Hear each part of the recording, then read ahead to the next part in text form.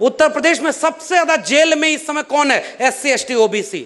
मैं जानता हूं, मेरे पास रोज फोन आते हैं कि साहब हमारे पास, हम दलित हैं, हम OBC हैं, हम अहिर कुर्मी कोयरी हैं, जमीन कब्जा कर लिया और हमारा मुकदमा नहीं लिख रहा, वहां जा करके थप्पड़ मार के भगा दे रहे हैं, गाली दे करके, और हमारे ही लोगों के ऊपर मुकदमा हो रहा है।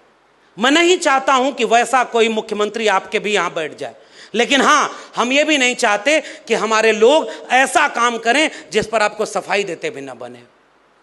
इसलिए सच्ची बात यह है, गलत को गलत कहेंगे, लेकिन आज हम एक और सच्चाई कहना चाहते हैं कि अगर 2024 में यही सरकार बन गई, साफ तौर पर मैं कह रहा हूं, पता लगाओ अंबेडकरवादियों, कितनी परमिशन इस बार अंबेडकर जयंती की रद्द हुई थी, पता है कि नहीं? उत्तर प्रदेश में आके देखिए, मेरे पास कम से कम 2 दर्जन परमिशन भेजी गई कि अंबेडकर जयंती मनाने की परमिशन मांगी थी, रद्द कर दिया। 2024 के बाद अंबेडकर जयंती मना पाएंगे या नहीं, असली खतरा यह है। अगर 2024 के बाद 2025 में उन्होंने अपना वाला भारत बना लिया, तो हम आपस में शिकायत तो करते रह जाएंगे, और करनी भी चाहिए। जैसे मैं OBC की शिकायत कर रहा हूं सामने खड़े होकर कि OBC में तमाम जातियों को एकजुट होकर के हमें एक बड़ी एका बनानी होगी। और बार बार क्यों हम जगदेव बाबू रामस्वरूप वर्मा की बात करते हैं? क्योंकि उन्होंने 90% की बात की थी, बस हमारी नाक लंबी हो गई और दिल छोटा हो गया। जिन जातियों की जिम्मेदारी ज्यादा है, मेरे उत्तर प्रदेश में मैं बात बोलता हूं, आपके यहां आप अपने ढंग से जोड़िए, हमारे यहां 3 जातियां OBC की ताकतवर हैं, अहिर कुर्मी कोयरी। आपके यहां कौन है मुझे नहीं पता, जोड़िएगा। मेरे मन में ख्याल आता है कि हम 3 जातियों के लोग अगर संख्या में ज्यादा हैं, आपने मौका ज्यादा उठाया है, आपके पास जिम्मेदारी भी ज्यादा है, 2 कदम पीछे आइए और एक सबसे पीछे खड़े अपने अति पिछड़े साथी को कंधे पर बिठाकर आगे खड़े करिए, तब जाकर के एक बड़ी एका बनेगी। मैं ये बात कबूल करता हूं कि हमने OBC को एकता बनाने में नाकाम हासिल किया, और यही काम शेड्यूल कास्ट में हुआ है। शेड्यूल कास्ट में भी जो जातियां संख्या में ज्यादा हैं, जिनके ज्यादा कर्मचारी हो गए, अब उनकी भी जिम्मेदारी है कि 4 कदम पीछे उठ करके इस मंच को बनाइए। अभी ये निर्देश बहन अगर यहां न बैठी होती तो ये मंच केवल पुरुषों का मंच था। इस मंच पर एक पासवान, एक खटीक, एक वाल्मीकि और नीचे जाति के जितने लोग, नीचे कहने का अर्थ नहीं है, देखो मेरी भाषा भी कितनी गड़बड़ है कि हमारी भाषा में भी कितना ऊंच नीच भर गया है, अभी हमें तो इसे भी ठीक करना है। हम सारे लोगों में बहुत सारी कमियां हैं, हम अपनी भी कमियां दुरुस्त करेंगे और हम दूसरे के लिए भी आलोचना को स्वीकार करेंगे। मगर आखिरी बात, जाते जाते वक्त बहुत हो गया, अंबेडकर जयंती मनाने का तकाजा ये है, वही बात है ना कि अगर टुकड़ों में बटे रहे। मैं किस्सा इस बार बहुत सुनाया, अंगूर खरीदने गया तो मेरे पिताजी को मैंने कहा कि ये अंगूर मैं 10 रुपए किलो खरीद के ले आया, कम पैसे में ज्यादा अंगूर ले आया। बिजनेस करना अच्छा आता है, आशीर्वाद दीजिए प्रधानमंत्री बन जाएं, बिजनेस करके पूरा देश ही बेच दें, बोले ऐसे। उन्होंने कहा कि दूसरा अंगूर कैसे था?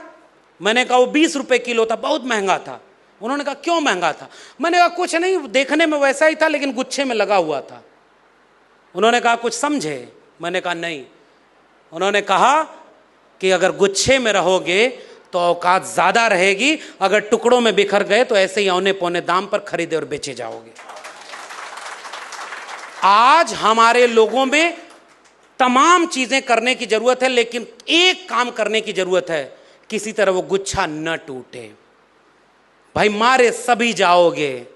मैं अहिर जाति से आता हूं ना, ये सभागार में भी कुछ अहिर लोग होंगे ना, और अपने नाम पर बोल रहा हूं रिस्क लेते हुए। अहिर की संख्या ज्यादा होगी, थोड़ा धन संपत्ति होगी, जमीन होगी, तो हो सकता है कुछ दिन बाद नंबर आएगा।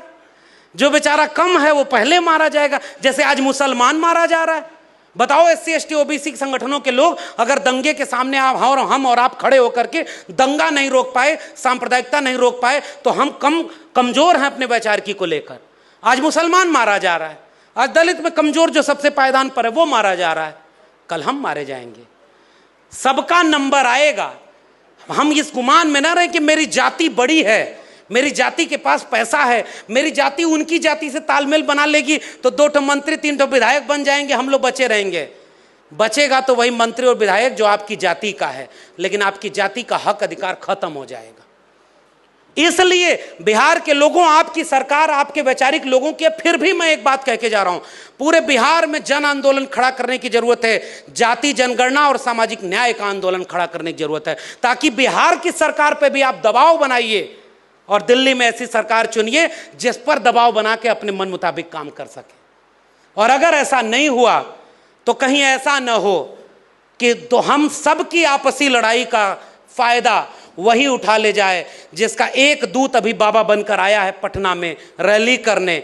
किस्मत बताएगा, टीवी पर बैठकर लोग चमत्कार घोषित करेंगे और ये मीडिया के लोग हैं। मैं तो आज भी कह रहा हूं कि असली मीडिया तो ये यूट्यूब चैनल है भाई। ये जितने भी लोग हैं ये यूट्यूब चैनल वाले, ये असली मीडिया हैं। आप इनमें देखेंगे 99.9999% हमारे आपके बच्चों की शिक्षा, रोजगार, उनके आत्मसम्मान की खबरें यहां पर हैं। और हम इनको सब्सक्राइब नहीं करते, इनको मजबूत नहीं करते, इनको चंदा नहीं देते। और एगो बाबा आएगा, देखिएगा करोड़ों रुपया चंदा लेकर के हमारे और आपके घर से लेके चला जाएगा। शिक्षा, रोजगार, स्वाभिमान, इसकी बात नहीं करके पटना के अखबार में कल पढ़िएगा, वो आज ही ये बात कहकर जाएगा कि इसे अखंड भारत बनाना और हिंदू राष्ट्र बनाना है। ये भारत के संविधान की हत्या है और ऐसे हत्या करने वाले लोगों को हम सिरे से खारिज करते हैं। तब हम कहेंगे कि हम बिरसा, फुले, अम्बेडकर और पेरियार के वारिस हैं, जो संविधान को ज़हन में रखते हैं। तभी जाकर के हम इस मुल्क को बचा पाएंगे। क्योंकि आज अगर डॉक्टर अम्बेडकर होते तो ऐसे बाबाओं के खिलाफ इससे बड़ी रैली, अरे बाबा साहब अम्बेडकर तक को उनके लोगों को उन्हीं खिलाफ खड़ा कर दिया गया था। बाबा साहब हिम्मत नहीं हारे। हमारे लोगों को कुल्हाड़ी की लकड़ियों के सामने रखकर जंगल को दिखाया जाएगा कि जंगल की लकड़ियों कुल्हाड़ी का साथ दो, क्योंकि इस कुल्हाड़ी में मूठ तुम्हारी जाति की तो लगी है। तुम्हारे जाति का प्रदेश अध्यक्ष बना देंगे, अगली बार मुख्यमंत्री तुम्हारे जाति का बना देंगे, अगली बार सांसद विधायक तुम्हारे जाति का बना देंगे। और हमारा वोट लेकर के वो सारे लोग मान्यवर कांशीराम की भाषा में चमचे बन के उनके यहाँ बैठे हुए हैं। और हमारे लोग आज शिकार हो रहे हैं।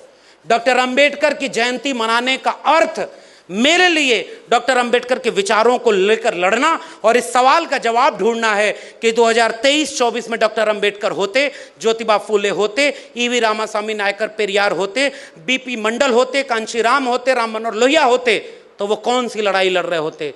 मेरा मानना है कि वो शिक्षा बचाने की, रोजगार बचाने की, सरकारीकरण करने की, निजीकरण के खिलाफ, पूरे देश को बेचने के खिलाफ, जगह जमीन को बेचने के खिलाफ, सांप्रदायिकता के खिलाफ, इस देश को मोहब्बत का पाठ पढ़ाने के लिए एकजुट करने की लड़ाई लड़ रहे होते। अगर हम वो लड़ाई लड़ रहे हैं तो हम अंबेडकर, फूले, पेरियार के वारिस हैं। अगर हम ये लड़ाई नहीं लड़ रहे तो कहीं ऐसा ना हो कि हमारी जयंतियों में मूर्ति बना करके कल को आरएसएस सबसे बड़ी मूर्ति बाबा साहब की बना दे और उसमें हमारे लोगों का वोट लेके चला जाए।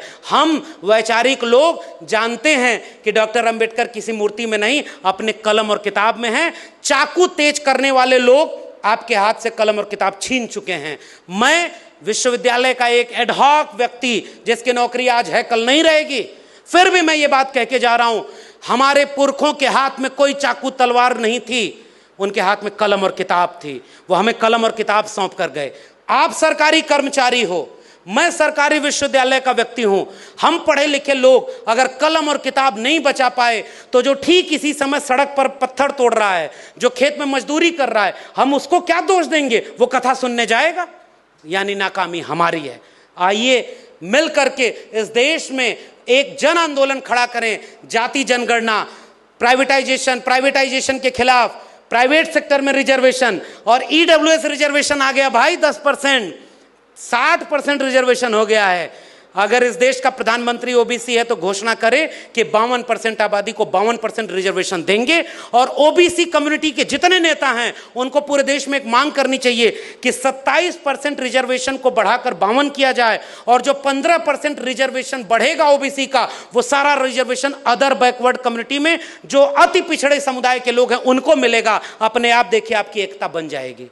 थोड़ा दिल बड़ा करना होगा और जो पीछे रह गए उनको अपने से आगे खड़ा करें। और तमाम लोग जो ताकतवर हैं, अपनी ताकत बहुत बार होता है कमजोर पर दिखाते हैं। आइए हम सारे लोग मिल करके, सम्राट अशोक के वंशज हैं ना, तो दावा करते हैं कि 2024 तक घर घर एक जन आंदोलन खड़ा करिए कि 24 में ऐसे लोग सरकार में दोबारा न बैठे जो संविधान को हटाकर मनुस्मृति लागू करना चाहते हैं। अगर ये नहीं रोक पाए तो माफ करिएगा, हमारी इतनी जयंतियों को मनाने का, आपके इतना पैसा खर्च करने का, मेरा भाषण दे करके इस भ्रम में हो लेने का कि मैं भी कोई बड़ा तीर मार रहा हूं, ये सब का कोई मतलब नहीं होगा। हम सब मारे जाएंगे। आपने मुझे बुलाया, बहुत बहुत धन्यवाद। जय भीम, जय मंडल, संविधान जिंदाबाद, इंकलाब जिंदाबाद।